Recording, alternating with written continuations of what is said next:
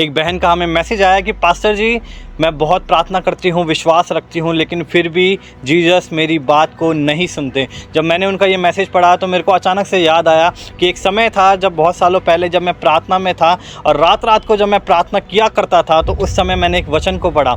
उस समय ये था कि मेरी प्रार्थनाओं को उत्तर नहीं आ रहा था। जो मैं परमेश्वर से चाहता था कि मेरे जीवन में ये बदलाव हो, उसका उत्तर परमेश्वर नहीं दे रहा था। और तब मैंने पढ़ा इब्रानियों की पुस्तक 10वां अध्याय उसकी 38 आयत को, जहाँ पर लिखा है, मेरा धर्मी जन विश्वास से जीवित रहेगा और यदि वह पीछे हट जाए तो मेरा मन उससे प्रसन्न ना होगा। जब मैंने ये वचन पढ़ा, मेरे को गुस्सा आया परमेश्वर पर कि परमेश्वर, तू एक लकड़ी को अगर दबाए, तोड़ने लायक दबाए, और यदि वो टूट जाए और तू कहे कि मेरा मन इससे प्रसन्न नहीं है, तो क्या ये फेयर है?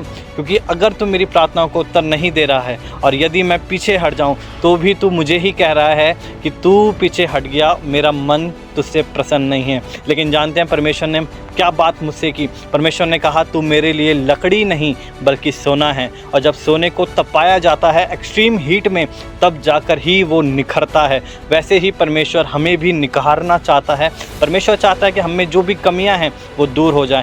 एक छोटा सा एग्जांपल और है कि जब बच्चे को मालूम हो कि इसके एग्ज़ाम पास आ रहे हैं तो वो बहुत मन लगाकर पढ़ाई करता है, लेकिन जैसे ही एग्ज़ाम पास हो जाता है वो पढ़ाई बंद कर देता है। परमेश्वर नहीं चाहता कि हम वो व्यक्ति हों कि जिनकी प्रार्थना को उत्तर आए और हम उसे भूल जाएं। हमारा रिलेशन वैसा ना रहे जैसा परमेश्वर चाहता है। इसलिए परमेश्वर हमें सिखाता रहता है कि जब तुम उस लेवल पर पहुंच जाओगे, उस विश्वास को अपने अंदर पैदा कर दोगे, तब मैं तुम्हारी हर प्रार्थनाओं को सुनने के लिए तैयार हूं। तो यदि आज आपका भी प्रार्थना का उत्तर नहीं आ रहा है तो निराश ना होएं कि प्रभु आपका उत्तर नहीं दे रहे हैं, बल्कि ये सोचें कि परमेश्वर आपको और निखारना चाहता है। इसलिए प्रार्थना, उपवास और वचन में बढ़ते रहें। और मैं आपको श्योरिटी दिलाता हूं कि खुदावन ने जब आपको इस समय के लिए चुना है, सचमुच वो अपनी महिमा को भी आप पर प्रकट करेगा।